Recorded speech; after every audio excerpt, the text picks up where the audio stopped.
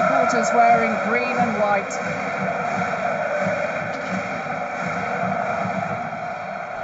Very quiet at the moment in the Chelsea end as they just come to terms with conceding that early goal to Abdet Azzouzali. But what about the response? Neto. Gusto was slightly on his heels when the ball was played into him. Yeah, it's a poor forward pass. It is overhit. But the problem Betis have got, you can see already they're really aggressive in the press. It's when that press gets bypassed and they get turned around, and midfield, especially Cardoso, gets bypassed, then the back four have a bit of a problem. So they've got to be careful, get the balance right when they press, how often they press.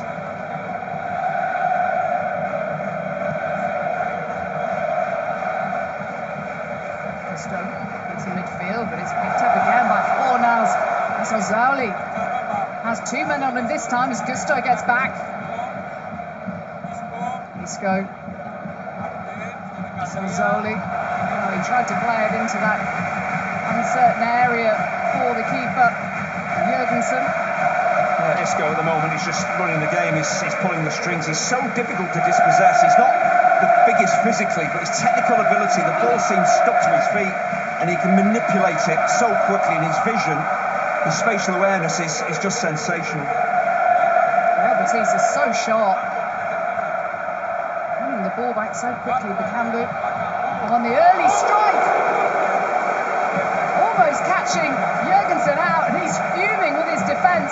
It's Mark Bartra with it, the central defender. Yeah, you can see how high up the pitch Betis are pressing because the centre-half is taking this shot on. It's a hugely important. So, from the end of the game, that save could be absolutely vital. You know, Chelsea going 2 down early, that would have been a mountain to climb for them. It's a brilliant piece of goalkeeping. Isco with the corner.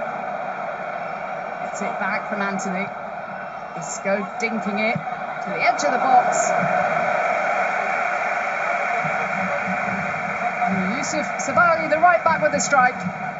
Chelsea just need to sort themselves out defensively here and get some kind of defensive platform, get a foothold in the game, build from there, because they're just giving the ball away, or they're being pressurised into giving the ball away, and they're getting overrun.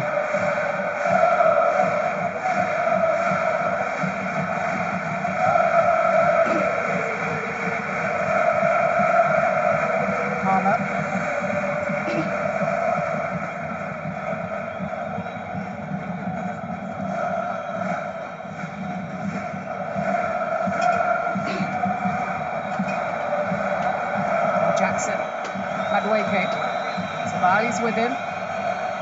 Still the England international. 4 yellow and white shirts around him. Isco.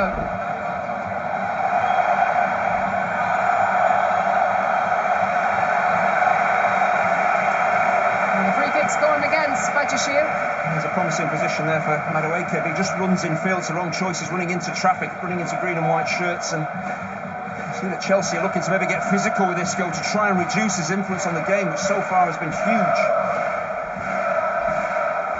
The first 15 minutes have absolutely flown by. Plenty for Enzo Maresca to consider. Very much the favourites to win this match, but Spanish clubs have an extraordinary recent record against non-Spanish opponents. Since 2001, they've won all 19 UEFA finals against clubs from outside of Spain. Yeah, the omens are good for the Spaniards, but again, you've got to make it happen, and it's still very early in the contest. I suppose Enzo Maresca will say, if we're going to concede early, give ourselves time to recover. Madueke, Caicedo wearing a facial mask after an injury against Newcastle United. Madueke, Sabaly first to the ball. They are really playing with their tails up. Have had the extra couple of days to recover since their final league game of the season. They got to play on Friday night. Chelsea played on Sunday and had all the joy and euphoria of sealing that 4th place in the Premier League. Fornals won this trophy a couple of years ago with West Ham United. I just wonder whether Chelsea are maybe a little bit surprised with the strength of this Betis start. They've been outstanding. Isco, bringing it back.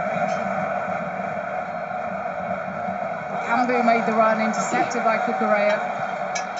And Madueke finds Jackson, a good turn from him, but ran into... Oh, it looked as though Bartra initially had won it. Fairly, not so. I just wonder whether Bartra goes through the man to get to the ball. I think that's maybe the problem. I think he does actually maybe just get his left foot on the ball, so his fact maybe that the striker goes to ground makes the referee's mind up a little bit.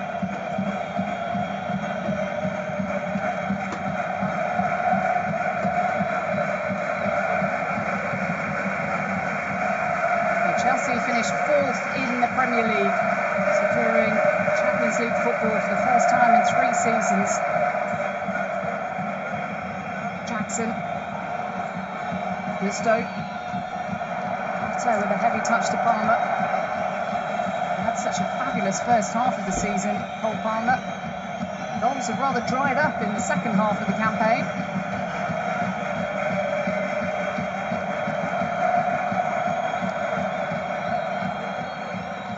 Neto to Palmer. Portugal international loves to play on that right-hand side, left-footed as he is. So too Palmer. Palmer. Now Neto again.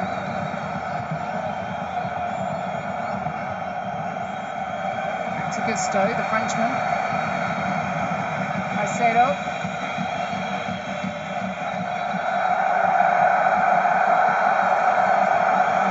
To keep it in, the Betis fans thought not.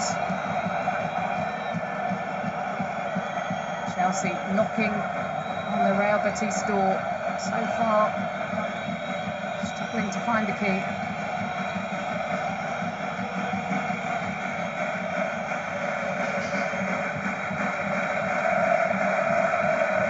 There's plenty of possession here from Chelsea. I think they really needed this just to get a foothold in the game, plenty of passes, but it's all across the face of that Betis defence. They're not really getting in behind or getting out wide, and then they're trying to force the issues they've done there and giving the ball away, and then the counter-attack is suddenly on. As soon as they do get the ball, Real Betis, they are fast, they are sharp, and they spring. Yeah, they're looking to encourage Chelsea on, play across the front of us, one poor pass, we pick it off, then our players can get back at you very quickly. It's very difficult to play that way. It's hard work because you're doing a lot of defending, but you have to be very fit and willingness to get back up the pitch quickly, and they're very good at it.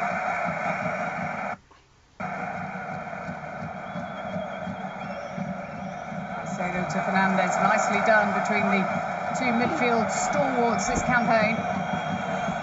Neto. Floater ball towards Madueke.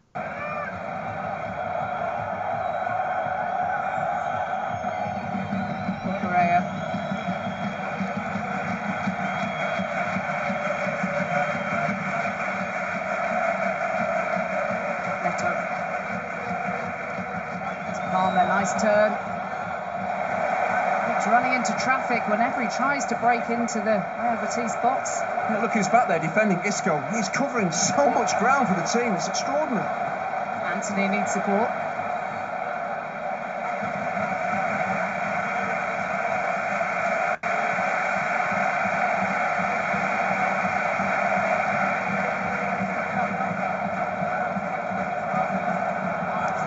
Touched by the goal scorer, but he's in here. Ezzulzuli once again. This for number 2. Oh. What a glorious opportunity to put daylight on the score sheet. Oh, it's so slick. It's clever football from Betis because Fornals drops deep. Cardoso, who normally plays at a deep line position, breaks forward in between the Chelsea lines. He gets on the ball. Gusto, again, you've got to do better than that. You've got to win those challenges, and when the ball is laid back, it is a difficult chance because he's being closed down. See what he's trying to do? Place it in the top corner. The football, the flowing football going forward from Betis is outstanding.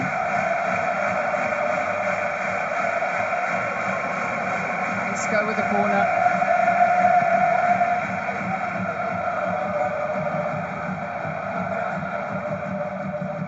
Let's go once again. Not making Jackson. Sabali. just get the impression, Andy, that perhaps Real Betis need to score a second while they're on top. Absolutely. I think Chelsea, clearly, they do have the firepower, and if they have more and more possession as the game goes on, and maybe Betis tire a little bit, opportunities will come along. I expect Chelsea to score.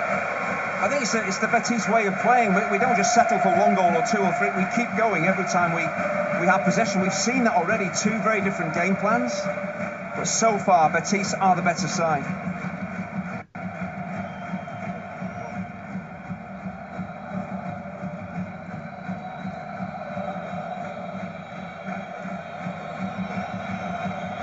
Betis are a great example of it's not how much of the ball that you have, it's how effective you are with the amount of possession that you have. And even with, say, 40-45% of the ball, they can still cause you so many problems.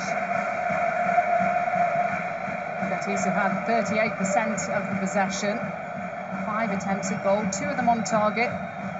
Chelsea much more of the ball, but just the 2 attempts at goal, 1 on target. Very early days, though, with barely a quarter of the game played. Zalzuli, the goal scorer. Cardoso almost made it 2 just a few moments ago.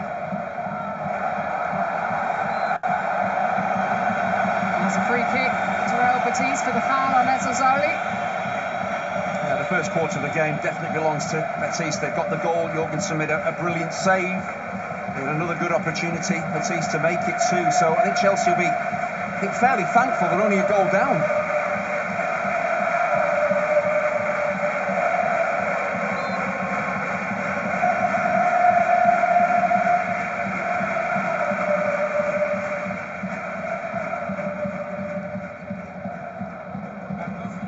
I wonder whether the Real Betis players might tire themselves early on, but what about the supporters who were so early in here? Chelsea going to come good at the end, having conserved that energy, maybe on and off the pitch, as Enzo Fernandez playing away with Fornals. Here's Bartra.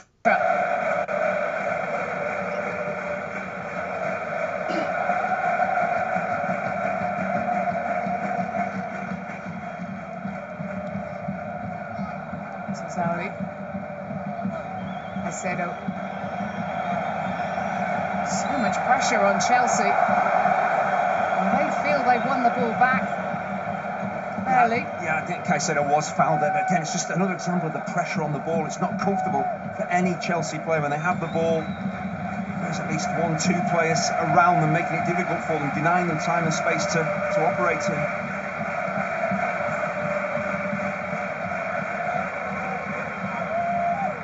Gusto. Bartra, Joshil. Chelsea securing Champions League football for next season. Real Betis have already secured Europa League football, having finished 6th in the table, drawing 4 of their last 5 games. Losing the other ones. Not the best form coming into this. Maybe this has been on their mind, though, for some time. Caicedo beaten to it by Cardoso. Camba to Fornals. Now Isco. What a quality player he is. Zalzuli in towards Bakamba.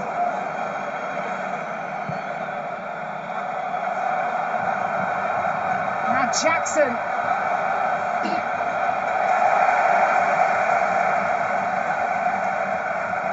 And just for a second, it looked as though Nicholas Jackson would be in there.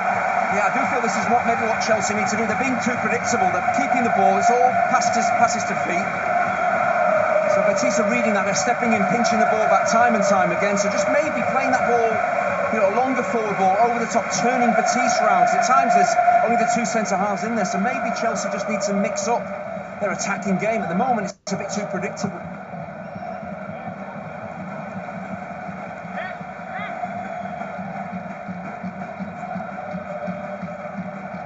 Pellegrini, the former Manchester City, West Ham manager, amongst others. Malaga, where he was the manager of Enzo Maresca for a couple of years. Maresca referring to Pellegrini as his football dad, saying he learned so much about football from him. And when Maresca, earlier in his career, was playing with Isco there as well, Ruud van Nistelrooy. against others. They know each other pretty well. Surely Manuel Pellegrini he'll be delighted with the opening 26 minutes or so of the game. He'll just be disappointed his team aren't further ahead. They've played that well. Madueke. What have Chelsea got here in attack? Cucurella.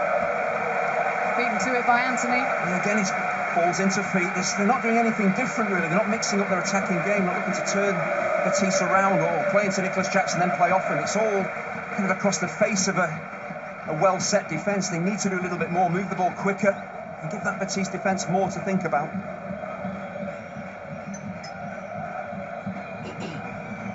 Caicedo.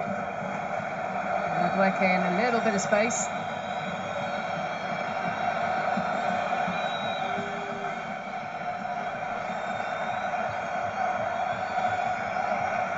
Cucurella, the Spaniard.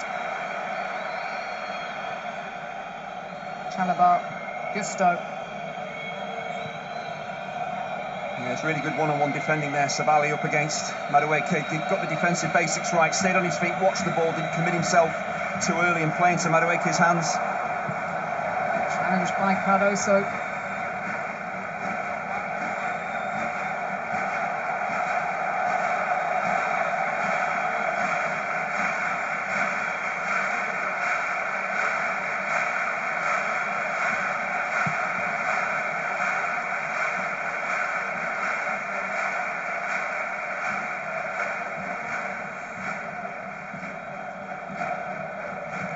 It is noticeable there, just watching Mark Bartra, is getting the defensive line up, the team up the pitch toward the halfway line. What they don't want to do, Batiste, is sit back on the edge of their own box, try and maintain that high line, because Chelsea, as I've mentioned, aren't really looking to play the ball over the top of the back four. It's all in front of them.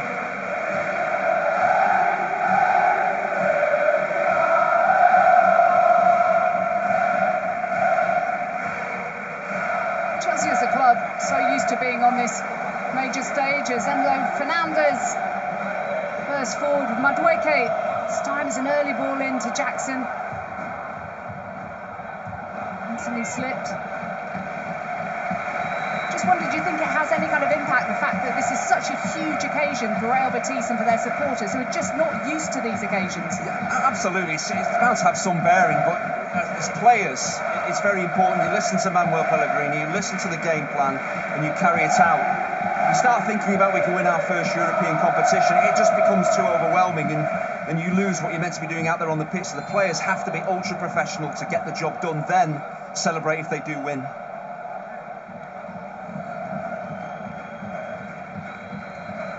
I think it's pretty clear so far that the Pellegrini game plan has been carried out pretty much to perfection by his players. He loves structure, he loves balance.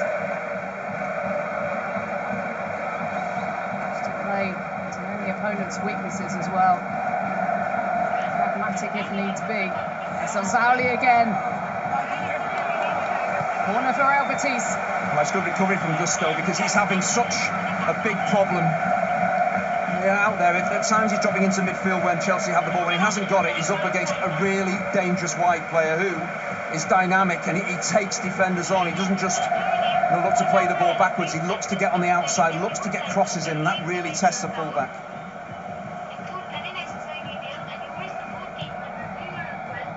Isco gets it back. Oh, and a lovely first touch from Isco. That was absolute quality.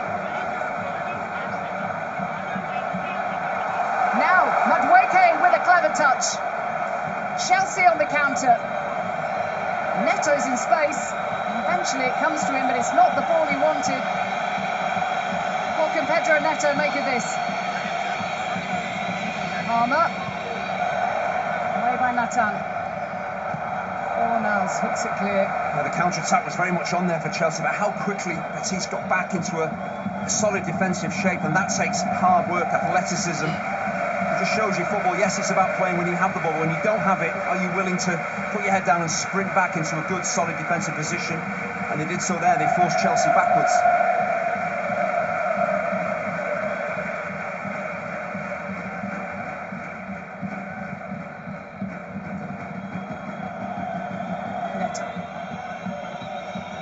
Zauli, some defensive work to do. Madueke. He's not had too much joy as yet.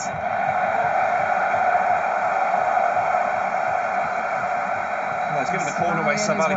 Again, I mentioned it before about his defensive basics. Doesn't go diving in, he's in his own penalty area. He can't afford to do that, so stony feet, watch the ball. Okay, he's given a set piece away, but if he gets that, his timing wrong or tries to make a challenge and mistimes it, he gives a penalty away. Taken short to Palmer. Neto wants it back. It's gone to Gusto. Flashed down by Isco.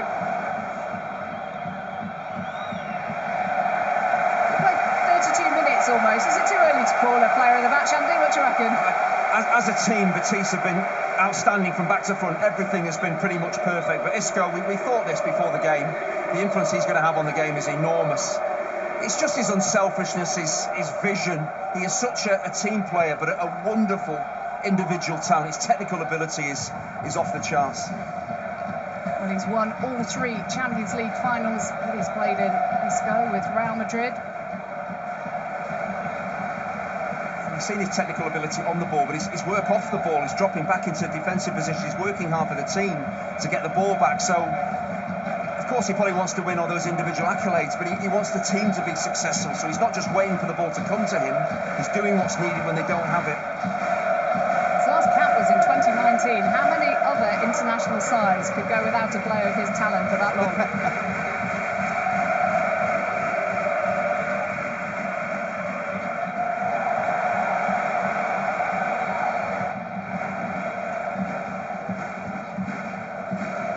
That's been a really problematic opening half an hour or so for Chelsea. The only problem they've given Betis is the wide players, with Madueke and Neto getting on the ball, running at fullbacks, putting crosses in. Apart from that, we've hardly seen Cole Palmer, hardly seen Nicholas Jackson. They're just not influencing the game so far. Do you credit Real Betis? Absolutely. For the reason for that? Absolutely, yes. I mean, it's so difficult, but those players have got to work harder, get into good attacking positions so they can be found with those forward passes. Such a strong squad. There are always players biting at the heels of the first teamers. They want to come on, so many options on the bench, not necessarily out-and-out strikers, though Marc Guiu is fit enough. The young Spanish striker. They have experience, certainly in defence, with the likes of Reece James, etc., as Cardoso brings the ball away. Even Dewsbury Hall maybe feeling a little shortchanged, not getting a start tonight, having featured so much in the alternative Chelsea side, which has reached this stage. Yeah, it's very important those players don't sulk and feel sorry for themselves, because they still could have a huge part to play coming off the bench. You can still be the hero, so don't worry about not starting the game, but if you do come on, try and have an impact then.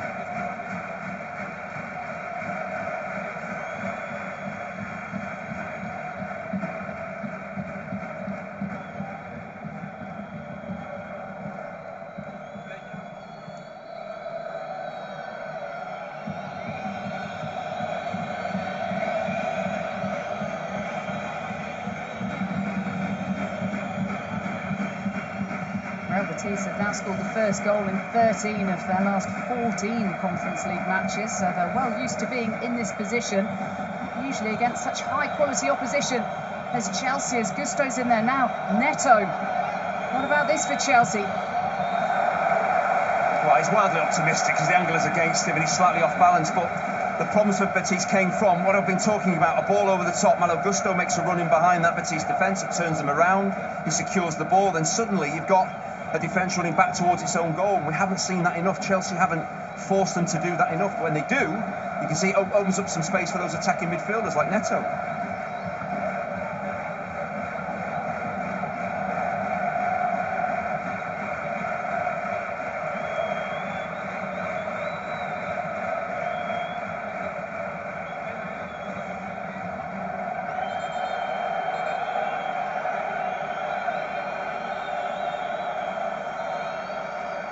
Saw a glimpse of Anthony there, the player on loan from Manchester United, who's absolutely loving life in Seville with Real Betis. He says he's happy every day, and it shows on the football field. But is this man Ezil Zuli and this man Isco? really dominated proceedings, but you get the impression there's more to come in this game from Antony. Yeah, I suppose that's the worry for Chelsea, isn't it? He's a player we've not talked about an awful lot, but he's in a rich vein of form. He's 5 goals in his last 9 games in all competitions, so if he gets involved in the attacking play as well, that's another problem for Chelsea. Scored a stunning free kick in the semi-finals against Fiorentina. Savali to Fornals. Here is Antony, the Brazilian. Yeah, it's his trademark move, isn't it? On this right-hand side, dropping a shot onto his left foot and looking just to bend. You know, shots from open play or free kicks with that left foot of his is so difficult for fullbacks to do. You have to get close to him when he moves in field. Zuli flicked on. Isco looking to create another opportunity for Real Betis. Fornals is lurking on the edge of the box. Antony wants it to. Not that time. I'm not sure what Isco had for his pre-match meal, but it must have plenty of energy in it, because he has just covered virtually every blade of grass. He's been in his own half helping out the defence, breaking forward in a variety of positions. So again, you can admire that technical ability of his as well, and his work rate, but just, you know, at his age to be covering so much ground, it's extraordinary. 33 years of age now. He made his first appearance of the season in December due to injury problems. And he's really making up for lost time.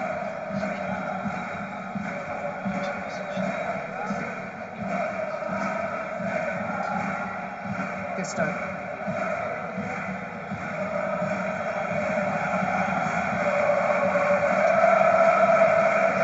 Has made a run. He's not had too much change out of Savali as yet.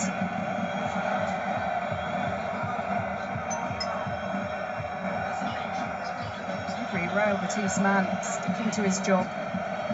Caicedo floated in towards Palmer. Looked away. Gusto's there. Referee waving play on. Zali wanted the foul. Palmer. And again for Chelsea, it's a ball in behind that Betis defensive line for Cole Palmer that causes the problems. He was slightly ahead of the ball, so he couldn't score himself. That's why he's trying to, I think, head it on to Nicholas Jackson for the striker to finish. But a ball over the top, I think he's giving Betis a lot more to think about than playing this possession-based game across the face of their defence. Madueke. Combinations just aren't working at the moment. It's a team that's changed a great deal from Sunday. It's largely been a different team in this competition to in the Premier League, and those partnerships that you tend to build up get disrupted when you play in a different competition with different partners down the flank or in defence. Yeah, that was maybe was a bit of a surprise to change 3 of the back 4. Cucurella we expected to play, but to change the centre halves and bring another right back in, you're right, it's the communication, just being used to playing with each other, and of course you're up against a very dangerous attacking team, so you need a solid defence.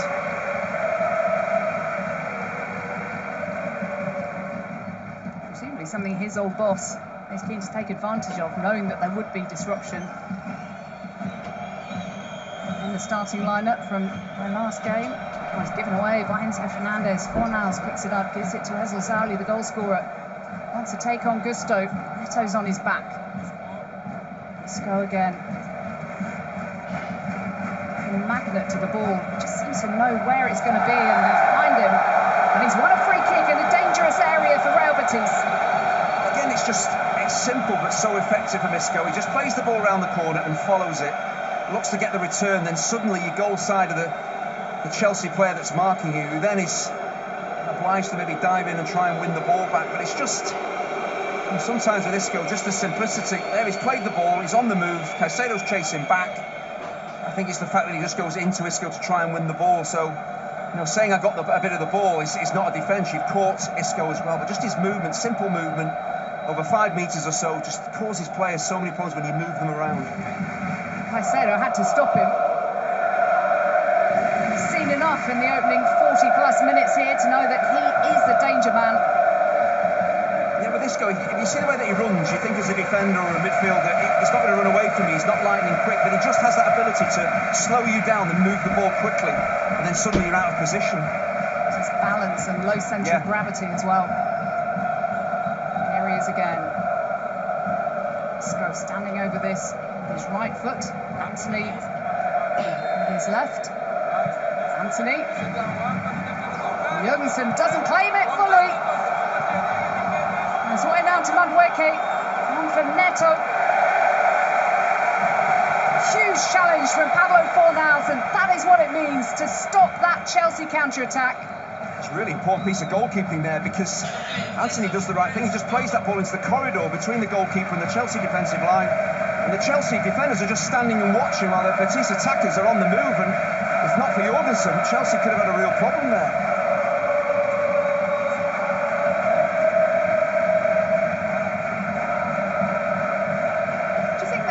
Sense of motivation, the fact that Maresca named Philip Jurgensen a few days out.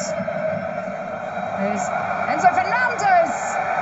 Adrian coming out to claim. Yeah, really positive goalkeeping, but again, ball in behind the Betis defence, turning them around, getting them running back towards their own goal. Then the goalkeeper's got to time his forward run correctly. And when Chelsea have done that 4 or 5 occasions, they look at a different attacking animal. So just get the ball out of your feet, just deliver it. As long as the onrushing player is onside, which he was, it causes problems between goalkeepers and defensive lines, and it asks them a lot more questions than this possession football, which is relatively easy to defend.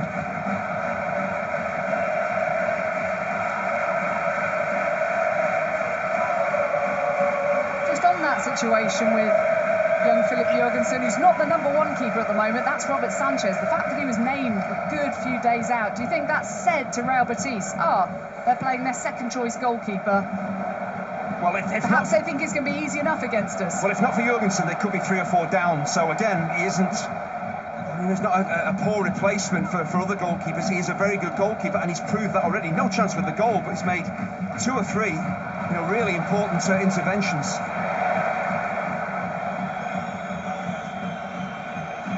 Now, Gusto, Armour.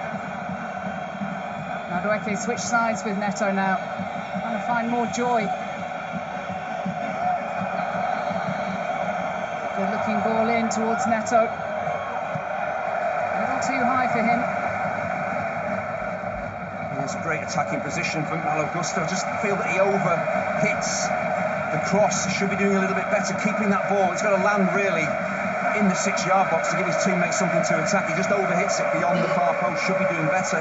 Need more quality in the final third, Chelsea. Here's Gusto, Frenchman.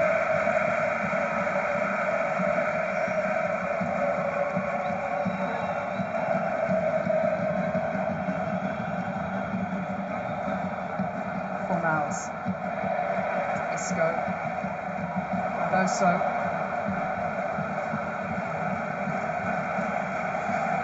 Talked a lot about Isco already, and Zalzali's got the goal as well, but Cardoso and Fornals in central midfield, they are so important to the functioning of the team. They cover so much ground, they help out the defence, and when they have the ball they can step forward as well. They're a brilliant combination in the middle of the pitch.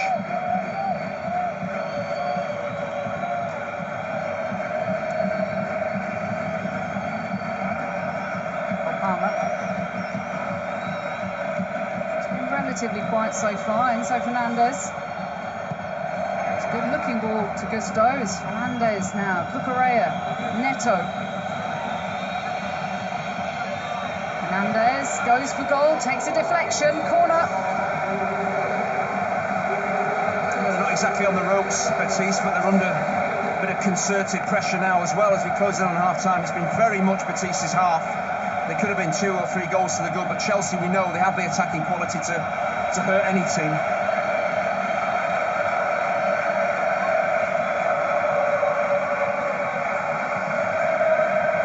Is there to be some joy for Chelsea just before the half-time whistle blows? Enzo Fernandez.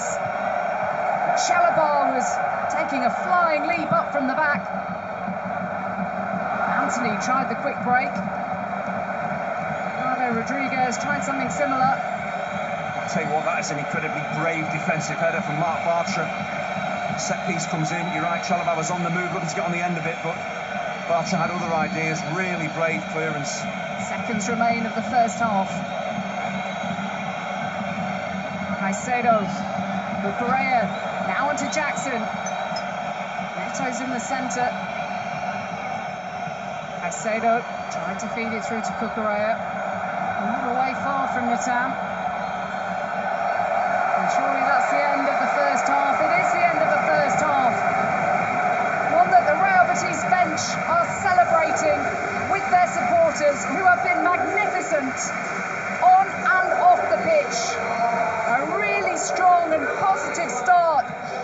The side that finished 6th in La Liga, and it's Ebdi Azazouli with the only goal that came in the 9th minute. And they came so close to number 2. Chelsea can't find a way through as yet, but there's a long way to go. Half-time in Poland, Real Betis 1, Chelsea 0.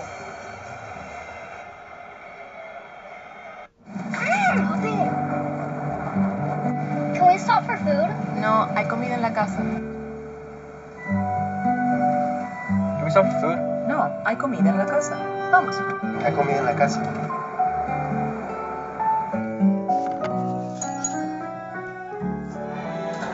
¿Tienes hambre?